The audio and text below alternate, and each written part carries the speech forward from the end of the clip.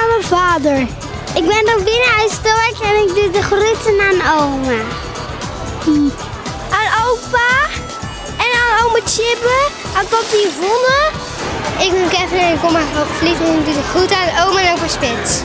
En aan oma Harry en aan oom Tan. Ik wil de groeten doen aan de kittens. En aan tante Patricia en die hond. Ik ben Stijn, ik doe groeten aan oude kinderen uit de klas. Ik doe de groeten aan mijn moeder, mijn vader en mijn broer, mijn tante, mijn oma en mijn opa en mijn hond.